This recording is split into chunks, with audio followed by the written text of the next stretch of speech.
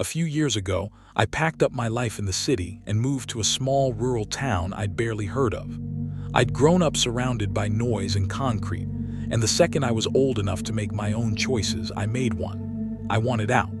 The town I landed in is tiny, tucked into mountains and forests that look like something out of a postcard, no matter the season. Honestly, it still baffles me that the place isn't crawling with tourists every summer and fall. There's not much to it: a few restaurants, a couple of bars, a gas station that doubles as a mechanic's shop, one small supermarket, a tiny police station, and that's the whole town. The nearest Walmart is an hour away. It's off the grid in every sense, and for 3 years it's been exactly the kind of quiet I was looking for, except for one day. One day that still doesn't feel real to me, even now. When I first arrived, I picked up a part-time job at the local supermarket. Back home, I'd managed a grocery chain, so the work itself was nothing. I'd show up at dawn, unload trucks, stock shelves, and be done before most of the town had even had coffee. The owner offered to make me a manager, but I turned him down. I already had a small online job that covered most of my bills. What I wanted from this place wasn't a career, it was time. Time to hike, time to fish, time to disappear into the woods that seemed to stretch out endlessly in every direction. I told myself I could spend a lifetime exploring those trails and still not see all of them. I liked that idea. So on every day off, rain or clear skies, I'd vanish into a new stretch of forest from morning until dusk. I settled into that rhythm fast. Within weeks, I was hiking constantly and getting to know the locals over dinner most nights. And almost everyone I met was warm, easygoing, the kind of people who wave at strangers and mean it. Almost everyone, except Hector. I want to be clear, Hector wasn't cruel or aggressive, not at first. He was just deeply, unsettlingly strange. The first time I met him, I'd pulled into the supermarket parking lot a little after 5 in the morning, the sky still charcoal dark, when he came sprinting up to my window the instant I stepped out of the car. Where I'm from, that kind of approach gets you decked before you can finish whatever you were about to say. My hands shot up on instinct and I started shouting at him to back off. He just screamed something unintelligible back into my face and then skipped away. Not walked, not ran, skipped like a kid crossing a playground. I stood there in the parking lot, heart hammering, completely lost, until a coworker wandered out and told me not to worry, that's just Hector. Harmless. He'd been drifting around the town for as long as anyone could remember, though nobody seemed to know where exactly he slept. The general assumption was that he was homeless, maybe living rough somewhere out past the tree line. People just let him be. He'd never hurt anyone, so nobody saw a reason to bother him. After that, Hector became part of the town's scenery. I'd see him at 5 a.m. when I opened the store, and I'd see him stumbling along the road past 11 at night when the bars let out. He was short, 5'3" at the absolute most, but built like something carved out of stone, all thick shoulders and corded forearms. He always wore the same stained white tank top and a pair of royal blue pants I could never quite identify as jeans or sweats. His beard hung long and gray and tangled, and his head was bald on top but for a thin, greasy ponytail trailing down his back. And always that skip, an oddly joyful little bounce in his step that made him look like the happiest man alive, no matter what he was doing. One morning, driving in for my shift, I spotted him standing on a corner with his back to the road, waving enthusiastically at nothing. As I passed the intersection and got a better angle, I realized he wasn't just waving, he was talking, gesturing, fully animated to absolutely no one. I didn't think much of it. People in his situation talk to themselves. It's not exactly rare, and it certainly wasn't my business. That weekend, on my day off, I drove out to hike a section of forest I hadn't explored yet, real wilderness. No marked trails, no other hikers, nothing but trees stretching in every direction for miles. A few hours in, I heard something that didn't belong out there. A voice, faint, drifting through the trees. Hearing a human voice that deep in the woods does something to your nervous system immediately. Every instinct told me to turn around. Instead, and I still don't fully understand why, I crept toward it. As I got closer, I could make out 2 distinct voices, and one of them sounded like it was in real distress. I pulled my pocket knife from my pack, more out of reflex than any real plan, and moved as quietly as I could toward a thick cluster of trees ahead. When I finally eased around them and looked through the gap in the trunks, my stomach dropped. It wasn't two people. It was Hector, alone, switching between voices like flipping a switch, one cruel and snarling, calling himself a coward, spitting insults at himself, the other broken, sobbing, begging for forgiveness. The transition between the two was instant, seamless, and each voice sounded like it belonged to an entirely different person. I stood frozen behind that tree, afraid to even breathe too loud. Then the angry voice returned, and without turning his head, without even looking at me, Hector said, clear as day, "He's hiding behind the tree. This time you can't let him get away." I stepped back.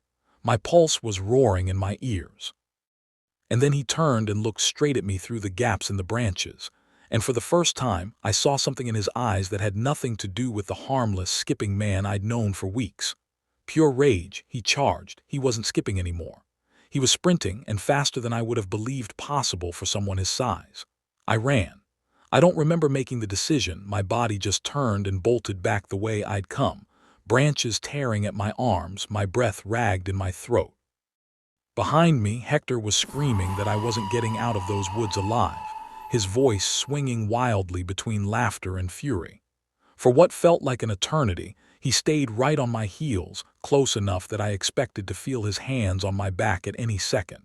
He never closed the distance. And then, just as suddenly as it started, the sound behind me stopped. I didn't slow down to check. I kept running until I broke out of the tree line at the trailhead, dropped into a crouch, and scanned the woods behind me with my knife still in my fist. Nothing. No sound, no movement. Hector was gone. I drove straight into town and walked into the police station, shaking, and told the sheriff everything. She listened with a skeptical frown. She genuinely couldn't picture sweet, harmless Hector flying into that kind of rage. But when I described roughly where in the forest this had happened, the color drained out of her face. She said that area was hours deep into the woods. She hadn't even realized Hector ventured that far. And then she told me something that turned my blood cold. Years earlier, the remains of a local man had been found in that exact part of the forest. No suspect was ever identified. It was, she said, the one dark scar on an otherwise peaceful town's history. As she talked it through, she started piecing together a timeline out loud, trying to remember when Hector had first shown up. Her memory was hazy, she admitted, but she was fairly certain he'd started appearing around town not long after those remains were discovered. She asked if I could lead her back to the spot. She wanted Hector brought in, if not for the old case, then at the very least to find out why he'd attacked me and whether it was safe to let him keep wandering free. We hiked back out there together, moving fast. But Hector was gone, and standing in that clearing, the sheriff, who has since retired, got visibly emotional. It was the same spot, she said. Almost exactly the same spot where they'd found the remains all those years before. Hector was never caught. Nobody in town ever saw him again. He didn't drift away or move on. He simply vanished from the woods that day, as if he'd never existed at all. I still hike every chance I get. And every single time, some part of me half expects him to come bursting out of the trees again, skipping turned to sprinting, laughter turned to rage. I never go without my knife anymore. I have no proof Hector had anything to do with that old crime, but after what I watched him become in those woods, I wouldn't be surprised. When I asked around afterward why nobody had ever properly questioned him back when the remains were found, no one had a real answer. Living here as long as I have now, my best guess is that a town this small, this quiet, simply wasn't equipped to handle an investigation of that scale. I can't prove that either. It's just the only explanation that makes any sense to me. Writing this all out again, it still doesn't feel real. If there's anything I'd want someone to take from this, it's simple. Pay attention. You never really know what's sitting just beneath the surface of someone, even someone as strange, as harmless, as happily skipping through life as Hector seemed to be. I'm writing this down while it's still raw, while I can still feel it in my chest. My girlfriend Emily and I just got back from what was supposed to be a 4-day hiking trip through the mountains of the Pacific Northwest. I need to get this out of my head and onto a page, because every time I replay it, I spiral a little further into thoughts I don't want to be having. If you've never been to that part of the country, you're missing something. Most people picture rain and coffee shops when they think of that region, but a few hours outside the cities, the world turns into something else entirely: dense forest, granite ridgelines, rivers that look like they've never seen a human footprint. Emily and I had been planning this trip for months. 4 days, 3 nights completely off the grid, just the two of us and the woods. We've hiked all over the country together, so this wasn't supposed to be anything unusual, just another trip. The first day went fine. A little rain moved through in patches, but nothing that slowed us down. We made good distance, found a flat spot to pitch the tent, cooked dinner, and crawled into our sleeping bags early so we could get a head start the next morning. I don't know what time it was when I woke up, but I opened my eyes to find Emily sitting upright beside me. Even in the dark, I could see something was wrong. Emily doesn't scare easily. She's the one who laughs at horror movies, but she looked genuinely frightened. I asked what was going on, and it took her a few tries to even get the words out. She said she'd heard something outside the tent, something that had shaken her badly. My first thought was a deer. They're everywhere up there, and they can sound startlingly large moving through brush in the dark. But the way she described it, that explanation didn't fit. I told her I'd check it out and reached for the zipper. The second my fingers touched it, she gasped and grabbed my wrist hard. She begged me not to open it. I sat there, hand frozen on the zipper, staring at her, trying to understand what could have scared her this much. I figured maybe she'd woken from a nightmare and hadn't fully surfaced from it yet. Then I watched her go rigid. A second later, I heard it too: footsteps. Slow, deliberate, circling the tent. It wasn't an animal's gait, no hesitation, no 4-beat rhythm. It was a person, walking in a loop around our campsite like they were inspecting it. We sat frozen, listening, neither of us speaking. Every couple of minutes, a giggle would drift through the nylon wall, high-pitched, almost playful, the kind of laugh that didn't belong anywhere near what was happening. We didn't move. We didn't speak. Staying put and waiting for dawn felt like the only thing we could do, even though every nerve in my body wanted to do something else. I have no idea how long the footsteps continued. Eventually they just stopped, and for the next few hours the forest went dead silent. Normally that silence is the reason we go out there. It's peaceful. It's why we love this. That night it felt like something was holding its breath right outside the tent. At first light I unzipped the tent and stepped out. We were alone.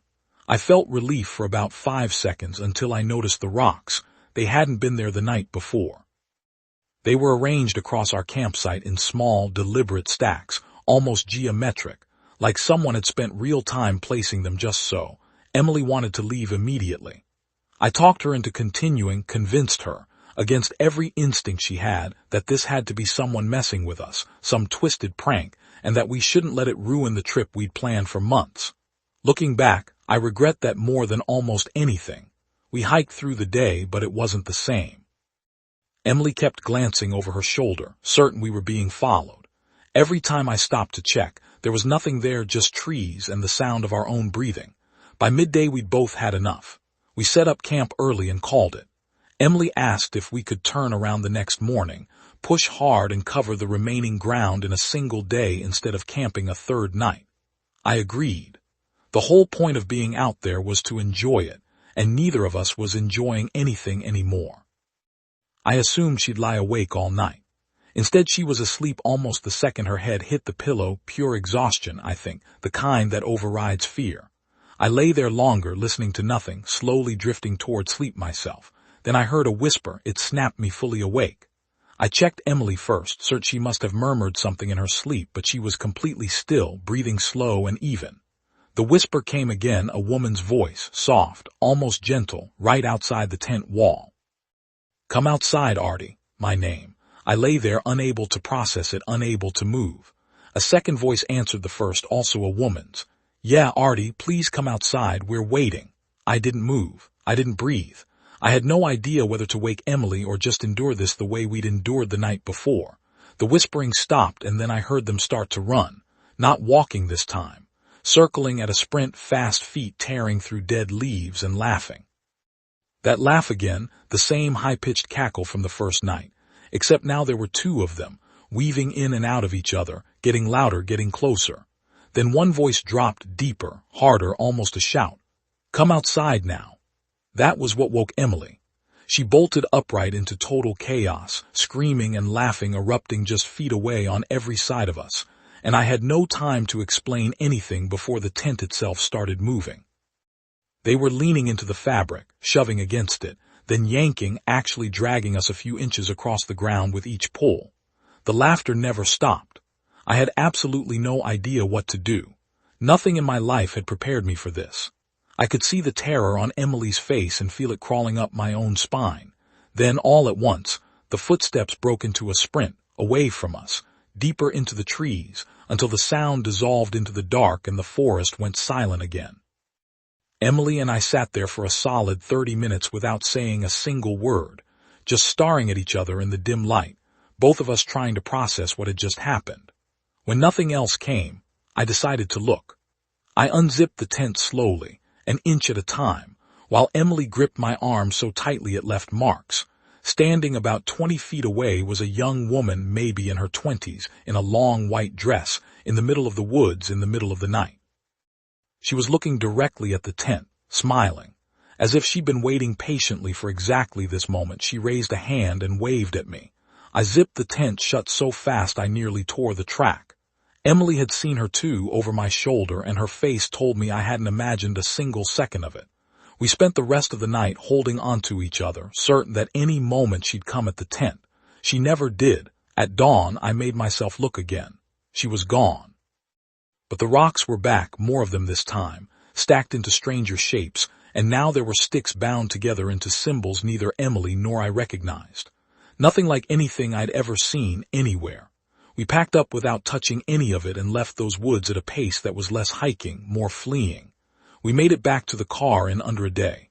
The drive home was almost entirely silent. I told Emily that the moment we got back, I was writing all of this down.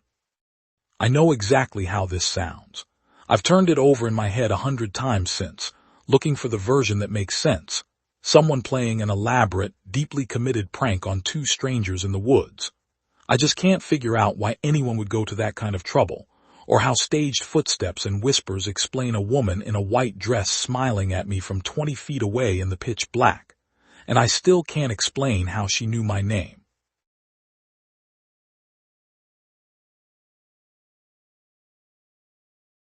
The first time I saw his eyes, I knew something underneath that cabin had been waiting a very long time for someone to open that door. I've thought about sharing this story more times than I can count over the years, but I always stop myself. It's not that I'm afraid of being called a liar. It's that I've never been able to explain what we found in a way that makes sense, even to myself. Every year since we graduated high school, my friends Eli and Nathan and I have spent a weekend out in the woods together. We still do it now, even though we're all married with our own lives and responsibilities. It started as something casual, a way to stay close, but it became a tradition none of us would ever dream of breaking. No matter where life scattered us, we always found our way back to those trees at least once a year. When we were kids growing up in Cedarfall, we were obsessed with exploring. We'd spend entire afternoons cutting through the woods on the edge of town, and somewhere along the way we developed a fixation on caves. We found our first one when we were 16, and after that we were hooked. As we got older, our trips pushed farther and farther into the forest, always hunting for the next hidden opening in the rock. Over all those years, I think we only ever found 3 or 4. By our 20s, the caves weren't really the point anymore. The trips had become more about the 3 of us than anything we might find. It was always safe, low-key stuff. The worst danger we ever faced was the occasional run-in with wildlife, and even that never amounted to much. Then on one trip, we stumbled onto something that had nothing to do with caves at all. A cabin, sitting alone in the middle of the woods, miles from any road. We walked up to it the way every doomed character in every horror movie walks up to the creepy cabin in the woods, and we knew it too. We were laughing about it as we got closer, joking that we were basically begging for something bad to happen. Through the grimy windows, the place looked completely abandoned. Inside, there was almost nothing, just a few pieces of furniture, broken and rotting where they sat.